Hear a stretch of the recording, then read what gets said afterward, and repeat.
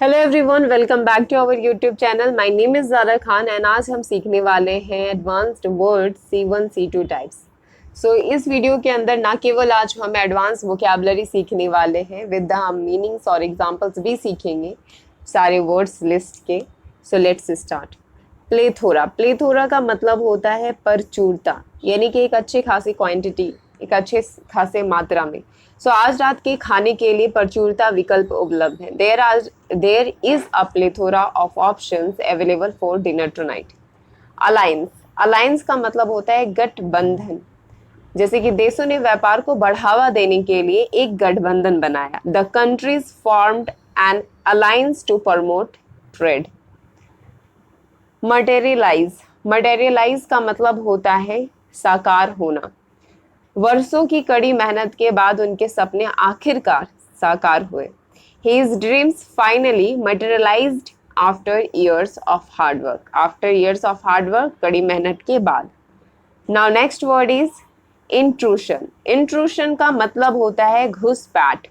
उनकी गोपनीयता में घुसपैठ अस्वीकार्य थी। The intrusion into his privacy was unacceptable. Now next word is fabricate. Fabricate का मतलब होता है गढ़ना, किसी चीज को गढ़ना, लाइक बनी बनाई टाइप से। उसने सजा से बचने के लिए एक कहानी गढ़ी, यानी कि he fabricated a story to avoid punishment. Punishment से बचने के लिए उसने एक कहानी गढ़ी। He fabricated a story to avoid punishment. Next word is replenish. Replenish. Replenish का मतलब होता है पुण्य भरना। हमें यात्रा से पहले अपनी आपूर्ति को पुण्य भरने की आवश्यकता है। We need to replenish our supplies before the trip. Now next word is resentment. Resentment का मतलब होता है नाराजगी। एग्जाम्पल चेक करेंगे। उसने अपने बॉस के प्रति अनुचित व्यवहार के लिए नाराजगी महसूस की। She felt resentment towards her boss for the unfair treatment. Unfair treatment का मतलब होता है अनुचित व्यवहार। Now next word is dwindle. Dwindle का मतलब होता है घट जाना। कुछ हफ्तों के बाद स्वयं सेवकों की संख्या घटने लगी। The number of volunteers began to dwindle after a few weeks. Next word is assemble. Assemble का मतलब होता है एकत्र करना। एग्जाम्पल चेक करेंगे। उन्होंने एक घंटे के भीतर फर्नीचर को एकत्र किया, यानी कि अलग अलग पुर्जों को एक साथ जोड़ना, असेंबल कर देना, यानी कि they assembled the furniture within an hour. Resilience. Resilience का मतलब होता है लचीलापन। विपरीत परिस्थितियों में उसका लचीलापन प्रशंसनीय है। Her resilience in the face of adversity is admirable. Adversity is admirable. Now next word is articulate. Articulate का मतलब होता है स्पष्ट रूप से व्यक्त करना। वह बहस के दौरान अपने विचारों को स्पष्ट रूप से व्यक्त कर सका। He was able to articulate his thoughts clearly during the debate. Now next word is proclaim. Proclaim का मतलब होता है घोषणा करना। राष्ट्रपति ने स्वास्थ्य सेवा पर एक नई नीति की घोषणा की। The president proclaimed a new policy on healthcare. Now next word is distinction. Distinction का मतलब होता है भेद। दोनों अवधारणाओं के बीच एक स्पष्ट भेद है। There is a clear distinction between the two concepts. Now next word is dismantle. Dismantle का मतलब होता है असेंबल। असेंबल को डिसमेंटल कर देना, यानी कि जुड़ी हुई चीजों को तोड़कर हटा देना या तोड़ देना, डिसमेंटल कर देना। एग्जाम्पल चेक करेंगे। उन्होंने नई के लिए जगह बनाने के लिए पुरानी मशीन को तोड़ा। They dismantled the old machine to make space for a new one. Now next word is traverse. Traverse का मतलब होता है पार करना। एग्जाम्पल चेक करेंगे। हमने नखलिस्तान तक पहुंचने के लिए रेगिस्तान को पार किया। We traversed the desert to reach the oasis. Now next is scrutinity. Scrutiny. Scrutiny का मतलब होता है जांच। स्क्रूटनी। संभावित जोखिमों के लिए परियोजना की जांच की जा रही है। The project is under scrutiny for potential risk. Now next word is retrieve. Retrieve का मतलब होता है पुण्य प्राप्त करना।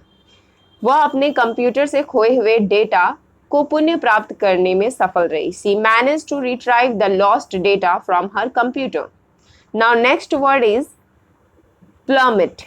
Plummet का मतलब होता है गिरना. घोटाले के बाद शेयर की कीमतें गिर गई.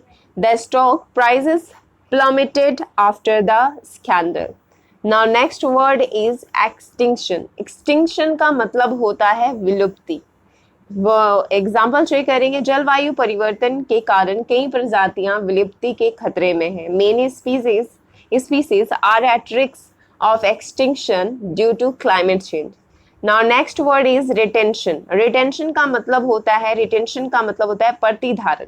कर्मचारी प्रतिधारण कंपनी की स्थिरता के लिए एक प्रमुख कारक है. Employee retention is a key factor for company stability. Now next word is invigorate. Invigorate का मतलब होता है स्फूर्ति देना.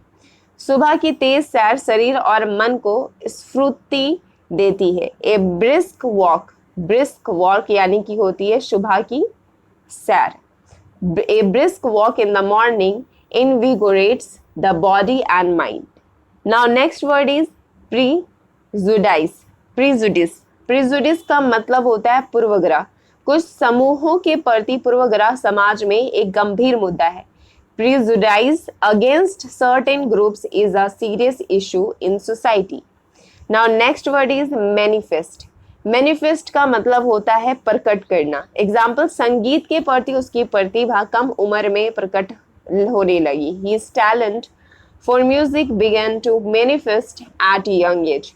Now next word is superficial. Superficial का मतलब होता है सतही. विश्लेषण सतही था और महत्वपूर्ण विवरणों से चूक गया. The analysis was superficial and missed key details. Now next word is stereotype. Stereotype का मतलब होता है रूढ़िवादिता. एग्जाम्पल चेक करेंगे. कार्यस्थल में लैंगिक रूढ़िवादिताओं को चुनौती देना महत्वपूर्ण है. It's important to challenge gender stereotypes in the workplace. Now next word is commons. Commons का मतलब होता है आरंभ करना. बैठक सुबह 10 बजे आरंभ होगी. The meeting will commence at 10 AM. Now next is contempt. Contempt का मतलब होता है तिरस्कार. उसने अनुचित प्रथाओं के बारे में तिरस्कार के साथ बात की. He spoke with contempt about the unfair practices. Now next word is reinforce. Reinforce का मतलब होता है सुदृढ़ करना. नए सबूत मूल सिद्धांत को सुदृढ़ करते हैं. The new evidence reinforce the original theory. Now next word is and last word is audacious. Audacious का मतलब होता है साहसी. एग्जाम्पल, पहाड़ पर चढ़ने के लिए उसकी साहसी योजना सफल रही.